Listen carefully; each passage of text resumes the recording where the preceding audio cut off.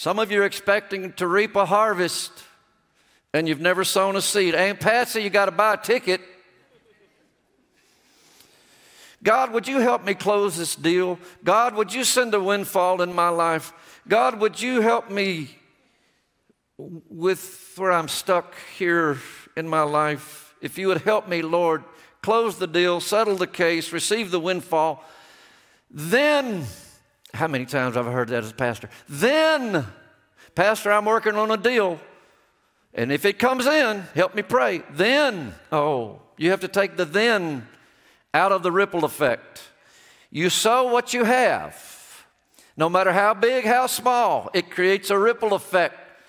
And there is what God blesses. If you would like weekly content that builds your faith and helps you walk out all that God has for your life, subscribe and be a part of Life Family.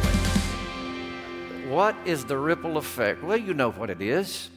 If you stand on the bank of any kind of body of water, a still pond, and you pick up a stone, a rock of some sort, and you throw it into the water, it creates a ripple effect. Very good. And those ripples begin to spread out in concentric circles, sometimes far beyond your vision and your knowledge. And we see that metaphorically in life. How decisions I make is a stone in the pond that affects me and others that I love, sometimes for generation. The ripple effect is how you intentionally set a series of events in motion by releasing what's in your hand. And that's what we've been dealing with for the last few Sundays, is the intentionality of releasing what is in your hand. There cannot be a ripple effect until you release God's goodness in your life. Sometimes we say, well, I'm expecting God to do some great things in my life. I am too. But that always begins with a first step from me of casting something wonderful into the pond of God's potential. Look what God did for us and how He created the ripple effect. Galatians 4:4. But when the fullness of time had come, God sent forth His Son. This is the Christmas story. Born of a woman, born under the law. Why did He send Him? To redeem those who were under the law, that we might receive the what? Adoption as sons.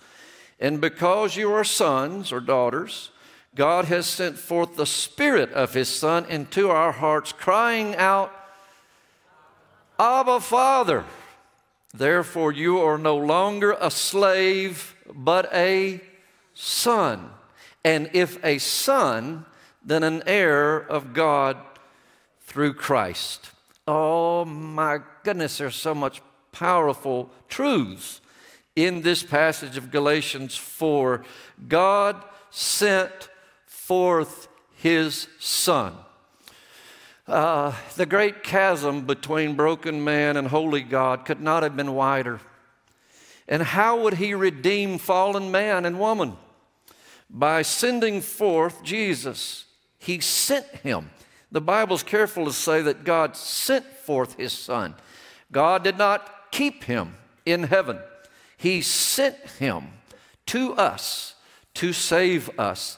You see, we have a sending God. We have a generous God. God released what was in His hands that caused a ripple effect that has transformed your life and mine for millennia. In a secret held tightly among the stars, God would step into the warm lake of mankind and begin a ripple effect to bring us salvation and reconciliation to God. If God does not release what's in His hand, there can be no ripple effect of salvation. I am an heir. I have been adopted. I am called a son of God. You're called a daughter of God because God released what was in His hands. And now we can call Him Abba, Father, which is the most intimate of terms. It's not a formal father. It is dad. God is dad to me. Has God ever been dad to you? Maybe you had a dad that gets reflected upon who God is. Like Perla said earlier, an angry God. A God that saw you making decisions or you suffering consequences that had to be because of something you'd done. Oh my. That's not who your God is. He is Abba Father. And I pray that you would come to know Him as Abba Father, Dad. The adoption is beautiful. The DeAngelis family has been in our church for a number of years. And they were Denise and my life group pastors or directors, facilitators for a number of years. William and Carissa have two amazing sons, Ethan and Christian. They're beautiful, and Ethan has a beautiful wife. But in the middle of this family is the most precious story from the DeAngelis family. They recognized how blessed they were, and they decided, instead of having a third child, we want to give a child who doesn't have a chance a place at our table in our family. And so they started with domestic adoption that turned into international adoption from the continent of Africa, Ethiopia, and from Ethiopia, a small village where an overcrowded, understaffed orphanage existed. There were multiple children in every crib. The children were always hungry because there was not enough food for the children. They wanted a daughter, and so, as in many countries, ladies, girls are not valued. But they specifically said, we value girls. And so they brought Gia into their life. She was 8 months old. She's in the middle of the picture.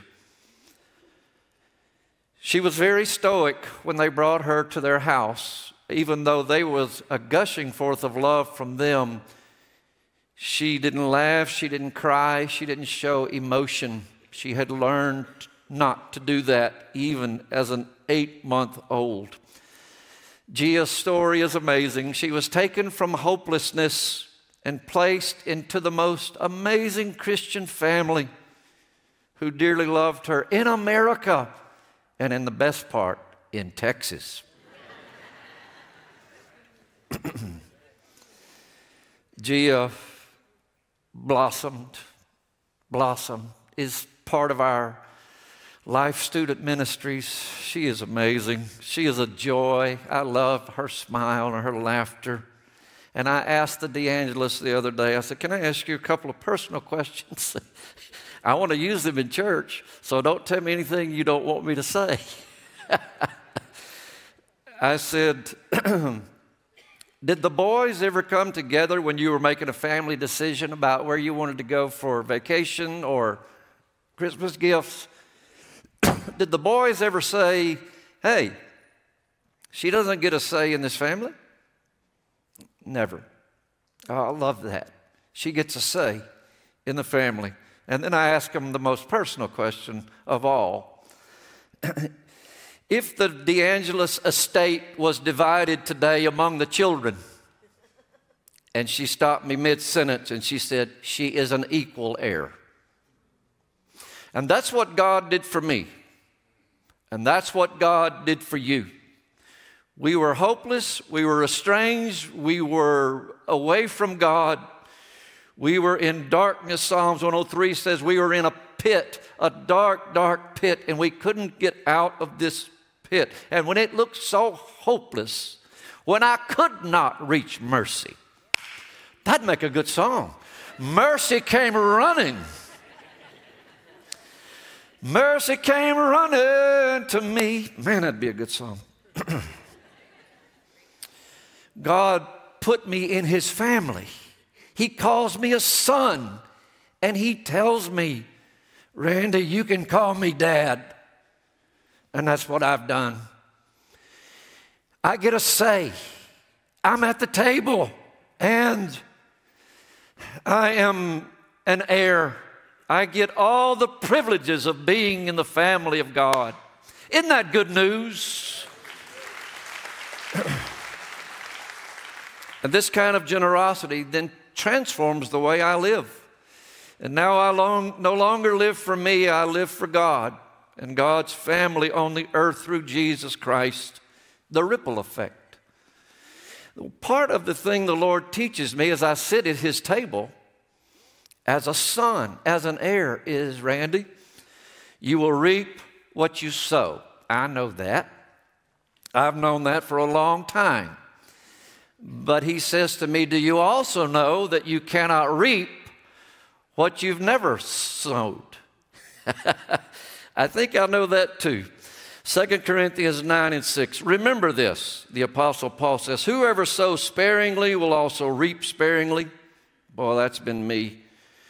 And whoever sows generously will also reap generously. And that's been me. Each of you who sit at the table of God should have decided in your heart to give.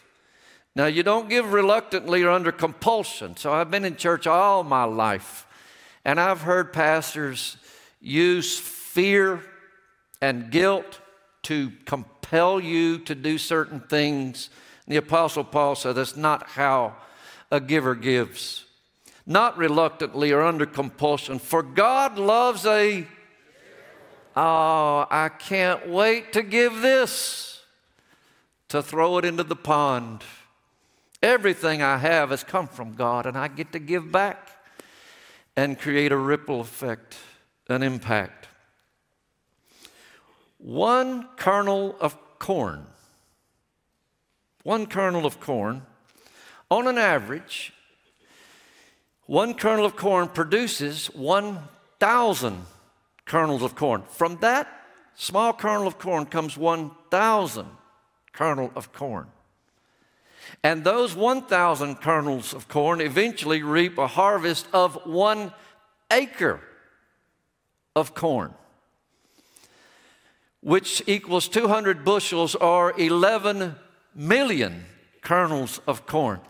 11 million kernels of corn exponentially harvesting from one kernel. If one kernel of corn is not planted, there is no harvest. When I arrive at the table of grace during this Christmas season, I understand all the blessings in my life were given to me so that I can be a blessing. So I am releasing from my hand with a harvest in mind. I get to plant a seed. God gets to bring forth a harvest. You cannot reap what you have never sowed. Wouldn't it be funny if you came upon a farmer here in Texas out in a field that he had tilled, and it was a beautiful field? Wouldn't it be amazing if you walked up on that farmer and he had his head down and his hands folded, and you said to the farmer, Farmer Brown, I don't know if that's his name. It's the only one I could come up with right now. Farmer Brown, what are you doing? I'm praying. What are you praying for? I'm praying for a good crop. Well, I'll pray with you about that too. Farmer Brown, what did you plant? Oh, I didn't plant anything. I just believing that God, who has all resources, can do something with this ground that I have worked so hard on. Hold on a second. Time out. You never planted? No. But God is able. Isn't He able? He's able. Well, Farmer Brown, there's a basic fundamental law that is violated here. You have to sow, and then God gives the increase. But God will not give the increase to someone who has not sown. It's surprising how many people sit around expecting God to give them a harvest, and they have never sown a seed. marriage.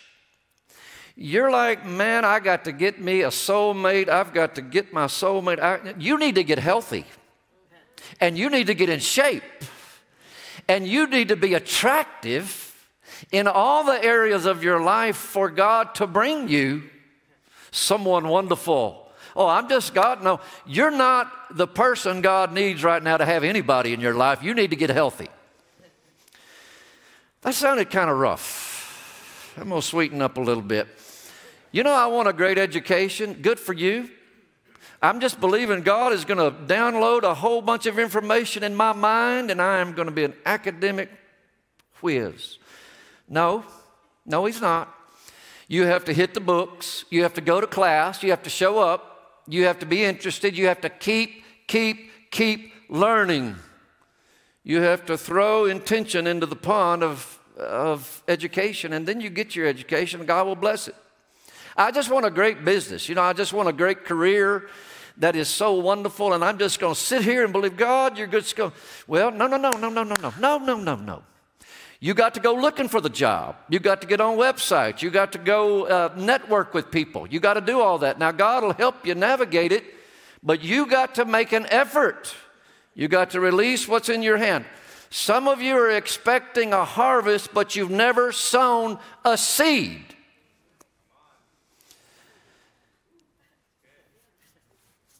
My Aunt Patsy lives in Louisiana. I have 3 wonderful aunts, and I love Patsy, and she called me. She said, Randy Bo. That's what they call me in Louisiana. Randy Bo, Aunt Patsy, how are you doing? She said, I got great news for you. What is it? I'm about to pay off all of your churches and get you to 10. I know you're at 6 churches and you want to get to 10. I'm going to fund all those, and I'm going to pay off all the debt you have for all the other churches. I was stunned. I knew she had some oil and gas connections, but I'm like, what? How did this happen? I was stunned. She said, well, I was driving by a billboard. It was for the lottery. And it said $1 billion on it. And I just cried out to God. I said, God, thank you for the wealth of the wicked is laid up for the righteous. Thank you, Lord. I said, well, Aunt Patsy, did you win it? She said, not yet. I said, did you buy a ticket? She said, I did not. I said, this is going to be a miracle on so many levels. Not only are the odds of you winning if you bought a ticket amazing, but you're going to win without buying a ticket. It's a miracle. Some of you are expecting to reap a harvest, and you've never sown a seed. Aunt Patsy, you got to buy a ticket. God, would you help me close this deal? God, would you send a windfall in my life? God, would you help me with where I'm stuck here in my life? If you would help me, Lord, close the deal, settle the case, receive the windfall. Then, how many times have I heard that as a pastor? Then, Pastor, I'm working on a deal, and if it comes in, help me pray. Then, you have to take the then out of the ripple effect. You sow what you have. No matter how big, how small, it creates a ripple effect. And there is what God blesses. Paul planted, Apollos watered, but God gave the increase. God will not give the increase until Paul plants and Apollos waters. Can I get a witness here today, this morning? All right.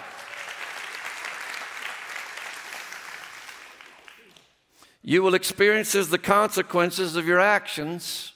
Every action has a consequence. Some are bad and some are extraordinarily good. Cast into the water and watch God bring the increase. Light of the world, you stepped out into darkness. You need to listen to some Phillips, Craig, and Dean. Beauty that made This heart adore you. You don't know the words. It's all right. How about this part? Here I am to worship. Here I am to say that you're my God. You're altogether worthy, altogether. How many of you would say God's been wonderful to me? Been wonderful to me. And it began with a baby.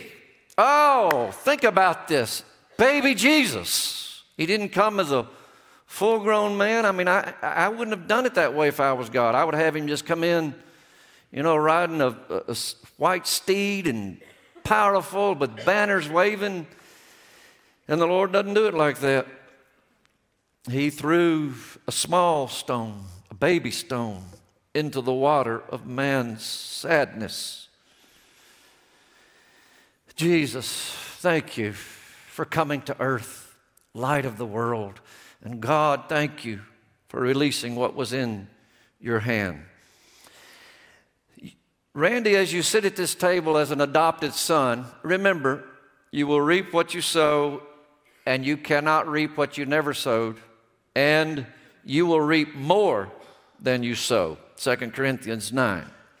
Now he who supplies seed to the sower and bread for food will also supply and multiply your store of seed, and will, what's the next word? Enlarge the harvest of your righteousness. Now this is my favorite part, and it was just a light bulb moment for me in the level of my generosity needed to be challenged when it came to giving to God. I saw this, and it was a light bulb moment. You will be enriched in every way, so that, that's called a henna clause or a hinge clause. As you exegete Scripture, it's a henna clause. You will be enriched in every way so that you can be, on how many occasions? Every occasion.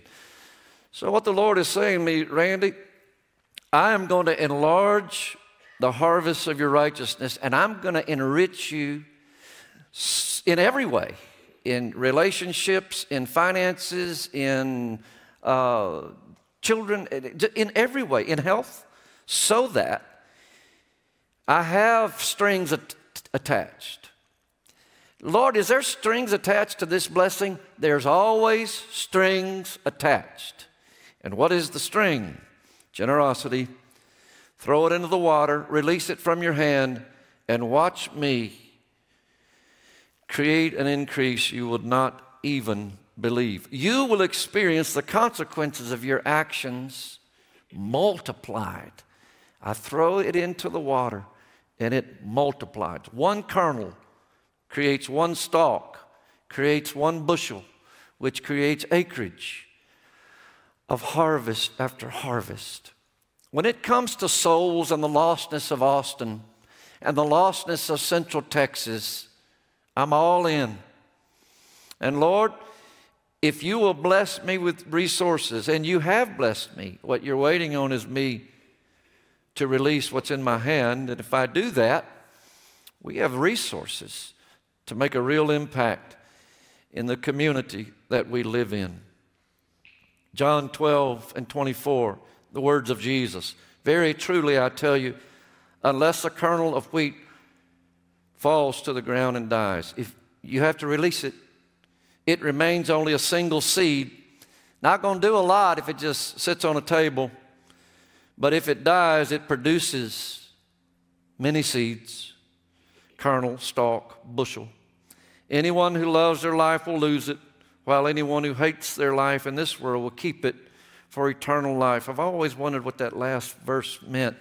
If you pull it out of context, it looks really odd. It's all about, will you or won't you cast what you have into the water and watch God bring ripples effect to your life and to the lives of people you love.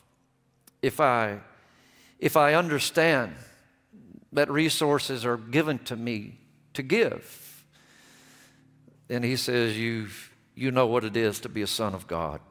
Lastly, why, God, do you want me to give? God gives more to people who know what the more is for.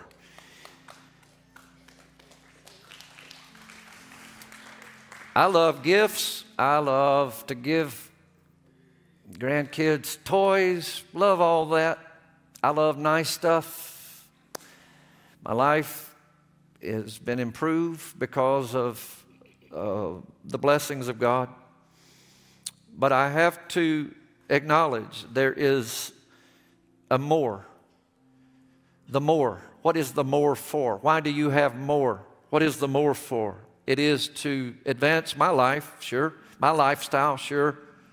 My family's lifestyle, sure. What else, Randy? What one thing are you missing as an adopted son sitting at the Father's table? Oh, yeah. The heart of the Father. What is the heart of Abba Father? What is the heart of your dad? I want to see my kids saved. Can you help me get my kids back? Yes, I can. Then intentionally release what's in your hand and watch me set a motion. So, I want you to use the scoop. Use the scoop. Yes, use the scoop. Luke 6:38. Give, it will be given to you. All right, so it's not given to you. So recognize the order. Give, and it will be given to you. Good measure, pressed down, shaken together, running over, will be poured into your lap. Oh my, I like that. For with the measure you use, it will be measured to you. Oh, for many years, this is what I used. Lord, thank you for this goodness. I've worked hard, and here you go. Oh, thank you, Jesus. Randy, come on now. Come on now. I recognize from the words of Jesus in Luke 6, the measure I use is what will be measured back to me. You want a little blessing? And measure out a little bit. However, if you want a Texas-sized blessing,